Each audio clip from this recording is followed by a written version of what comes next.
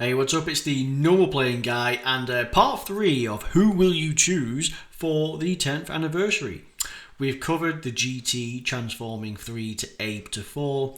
We've covered the standalone Blue Vegeta and UI Goku. And now we're going to cover Vegito. But we're going to have Majin Buu Saga specifically. So it's Super Vegito, Goku, then Vegeta, and then the Fused. They've all got 220% flat out to respective teams, but this one, a little differently and a little more. So, Earth Protecting Heroes, that's a new one, coincides with the banner unit of Hercule, Fuse Fighters, and Pure Saiyans, 3 key 200% HP. Attack and defense is still only 170%, but you get an additional 50% for those who are Earthbred or Patara. Now, it's 50% to your attack and defense, which means you get the 220, but you actually get 250% to HP, meaning you get 30% more HP than you would with the other teams. Bit weird, but sure. Earth Protecting Heroes, Fuse Fighters, or Pure Saiyans, whichever would happen to be there. 3 key only. So the others are 4 key, 220%, and I feel like, well, they are only one category. Now, okay, let's have a look. Pure Saiyans and Patara, Pure Saiyans, Earthbred, Earth Protecting Heroes, and with Pure Saiyans or maybe Earthbred. Again, it's not bad, right? Fuse Fighters and Patara, Pure Saiyans, Patara, it's pretty good. They are pushing Patara, and it's kind of what I would have thought it would have been. And you're probably going to be looking at Majin Buu Saga. Sort of. Okay. So let's have a look at what they do. 200% to stats. You get 2 key per type key sphere attained. So Tech is worth 4, Rainbow 1, but all the others are worth 2. Earth Protecting Heroes or Patara, 1 key 40%. Okay, this is what I like because the GT unit gives defense. And it's a lot of defense, but like no key. But this is 1 key 40%, and that is a big difference. For the first 3 turns, you have 50% damage reduction, which is actually no joke. Your stats enter the game at, good. This is good all around. All 3 major LRs for the Part 1 have really good stats. With 1 dupe, should you be lucky, again, it's just good. A really good attack, strong amounts of defense. I think pound for pound, the AGL Super Saiyan 3/4 is a little bit better in terms of defensive viability. But other than that, yes. So we have 50% damage reduction for the first 3 turns. On attack, it looks like you get an extra 20% damage reduction with a lot of attack. Super attack effect, stacks attack, okay, and greatly raises defense for the turn. That's a 50% buff and a 20% stack. Your 18 key greatly stacks attack. That's a 50% stack. Greatly raises defense. That's a 50% raise per the turn. Okay, so it's fine. Bear in mind, you've got plenty of stats. We have, for the first 3 turns, 70% damage reduction is a lot. With 10 or more key, which will be almost guaranteed. Well, actually, it'll be guaranteed. Super effective against all types. Okay, sure. With 20, an additional super attack, of which you do stack attack and get a chunk of defense. Fine. As the second or third attacker in the turn, damage reduction goes up to 90%. Additional normal, 70% chance to super. And then from the 4th turn. Okay, so this guy, like the AGL Super Saiyan 3, it's pretty solid. Designed to get rid of quick, right? You have him, you transform him as soon as you can. This seems more robust. You have, for the first 3 turns, you're going to be immortal because you're going to have a huge amount. Well, if you put him in slot 2 or 3, you have 90% damage reduction for the first 3 turns. That's ridiculous. what you are going to be super effective against all types. And your super attack, if you get it, sure. There is no key in the passive, which is awkward because you're going to have the 6 and 6 alone. Well, then you got your links, but that's it, right? Who else are we looking for? Okay, so meets up with Vegeta and can perform a reversible exchange. Okay, sure. So let's see what he does afterwards. Okay, so we have from the 4th turn this guy, but then we also have this guy from the 5th turn. Because it's before or after, we'll do it in order, and then we'll have a look. So normally then you'd have this guy in the 4th turn. So let's have a look. You get 200% to stats. You maintain the damage reduction, sure. Did he have it flat out, this guy? No, it's for the first 3 turns, but now you have it period, right? So essentially you maintain the same stats. This is all the same. You maintain it, except you keep your damage reduction. Slightly less attack, but sure. Damage reduction plus 20%. Guaranteed super attack with 20 or more key. You guard all attacks as the first attacker. So slot 1 you guard. And you're guaranteed an additional normal 70% chance to super. So you got your super attack, you got this, and then you got this if you happen to get 20. Your super attack stacks defense, 20% buff. So it's the reverse. This one gets you 20% stacked buff, 50% to attack. Greatly stacks defense, 50% stack. Greatly raises attack, 50% raise for the turn. That's nice.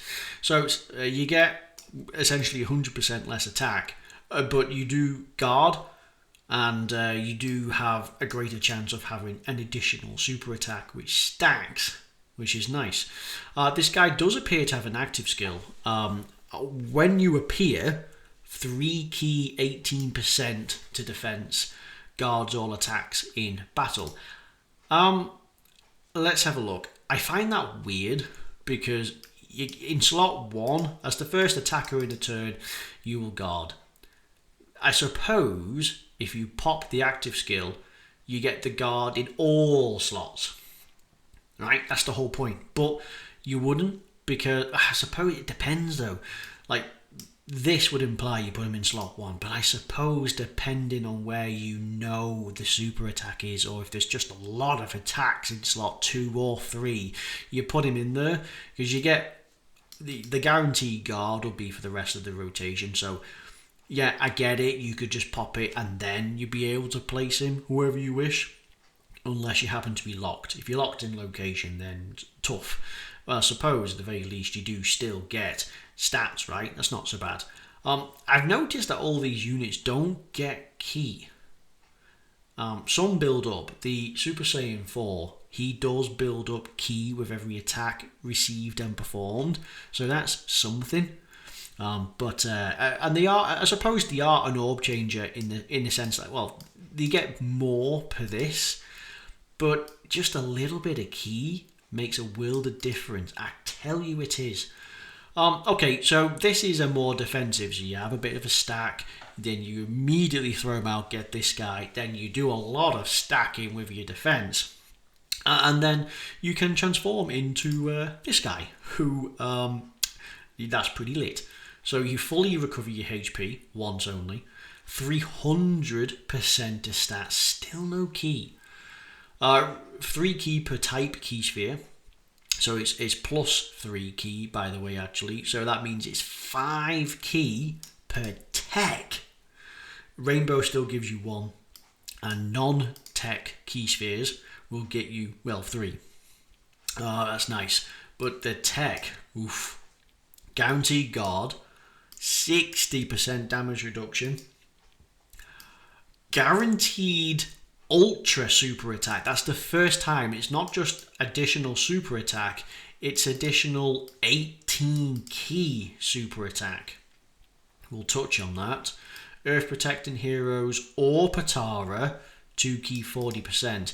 Normally it specifies as whoever has the most on it. So if it's the same, then it'll just pick one either or the other. Otherwise, it'll be one or the other. It's not both. Okay, so you are guaranteed an extra 18 key. Okay, so your 12 key appears to... Oh, okay, here we go. Oh, interesting. There's only one super attack. It's a 12 key, but it is the 18 key. Greatly raises stats. There's a 50% buff. Interesting. There's no 18 key, it's just 12, which is the same. Upon your attacking turn, it appears this guy, who is a once only effect, right? It's kind of like Cell Maxes or Beast Gohan, right? They have that one turn. You have that one turn, you pop it, you transform. All the attacks directed to you. You do crazy damage, ridiculous amounts of defense. Yeah, okay, it's not Cell Max's 999%, granted. But this is still more than Beast Gohan's. So, really good. Crazy amounts of defense. All the attacks go in. Why does the attacks all go in? You counter. All normal attacks, you counter. Well, what about super attacks? Well, you foresee the enemy super attack for the first 4 turns when this guy pops, for which you have a damage reduction and you guard. So that might just have super attacks covered, especially type advantage super attacks, surely, right? Stats, guard and damage reduction, and you potentially have been stacking in the other. I have to imagine this guy has got to be... this guy has got to be able to tank a super attack as well. But by the way, being able to counter with ridiculous power, and all the attacks at him is going to be ridiculous. For every attack performed, and this does include counters, you get 20% to crit. You will only need a couple of counters and you're there. For every attack you are received, you do get 10% attack. So every attack you receive is going to be, you'll counter. With every counter, you'll get that 10%, you'll have the 10% attack, 20% crit. And then again, if you're worried about the super attacks, you shouldn't be dying from this guy. He has it. So powerful. It's a shame this is just the once only done. The advantage of this is you get a full heal. There's no doubt. If there's a lot of attacks in the turn, and there very much can be, he is going to crush everybody, period. The power he's going to have with these crits is mental. Super attacks as well. Appears to have just ultimate damage, oh sure. As well as also having a 50% buff. If it's one of those where you get to go first before a bunch of attacks hit, that you'll have that 50% buff plus any hidden... actually, you'll have this, which will double sort of double the effect, and then you'll have your crits, your counters, and they're going to be mental. What I like about this guy is, because he builds up crits in this particular form, you don't have to build up crits just to maximise this guy's potential. You can go with additionals, or even dodge, so you can stack the attack or stack the defense depending on who you've exchanged with. So that's really nice. Of course, this one in particular, unlike the Super Saiyan 3 to 4 and unlike the Evolution Blue Vegeta and Goku, these do actually change based on who you have. So here we have all the Vegitos and Gogetas, purely because we've got stuff like Fuse Fighter that's coming into play. Vegito would also have power bestowed by God, but in this particular one, it's all, Vegeta. And in this particular one, is it all Goku's family? Sort of. There is more Goku. There isn't a Vegeta in this, so yeah, actually that makes sense. The reason being is that's probably because all in the family. That's right. And then this guy, I imagine he doesn't have royal lineage, but he's probably got prodigies, which is helping out. So then of course this is, and then there's this. So this one is worth looking at the links and then the respective partners more than the others, purely just because of how much they change. The rest you know. TOP, you know, is going to work. Giant Ape Power, he transforms into Giant Ape Power. You know who they're going to work with, and you know the links. But these ones, Power Bestowed by God and Fuse Fighter gets changed for Prodigy's Experienced Fighters, same warrior race, which transforms to All in the Family and Kamehameha. This one you have a look at. No doubt additionals are the way to go. I like this guy. He's probably going to be my main summon. I can imagine his banner's going to have the physical Super Saiyan 2, Super Saiyan 3. It's probably going to have Broly Gogeta. And it's probably going to have STR Vegito probably on there. May even have Int Vegito, I'm afraid. There's going to be, again, the banners are probably going to sway who's going to be on here, who you're going to summon for. But personally, I would go for this guy.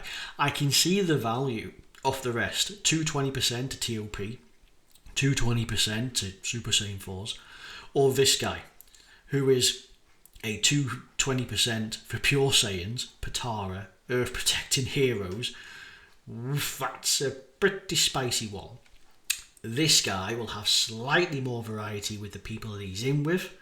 Bear in mind, he's a new unit. Let's see. He's the new unit. This is a new unit. These might have an Easy A. He's had an Easy A. He's pretty bonkers. So yeah, there are some pretty wild people on here. Oh, speaking of which, there's another specific Easy A. Yeah, this guy's Easy A as well. Very specific, very good. This probably could be the banner, literally. Like, we're talking this guy, hell, even this guy. Like, that, I'd imagine that might just be on here. Anyway, that's it. These are all brilliant. You can let me know what you're going to summon for. We all have their preference. Hey, I know 3 LRs is a lot. Right? 2 was one thing, especially when people don't quite have the look that they would like. 3, most players, I'm afraid, are just going to sink all their stones into 1. If you get lucky and then you can tick off 1 and then you can focus on the 2, good. There are going to be people out there who's going to have all 3, and it's not going to take him a lot. To you guys, I say, well, congratulations, you've done well. I'll personally be going for 1 of every one, no matter how long it takes, but I'll personally probably be sinking the rest into this. Bear in mind, there's part 2, which will have more Yellow Coin Anniversary units, which are reasonable. So, yeah, but I would still say go for these, right? Anyway, thank you very much for watching. This has been brilliant, and I definitely look forward to seeing people's summons, because it's gonna be fire. Anyway, thank you very much for watching. I'll see you in the 10th. Thank you.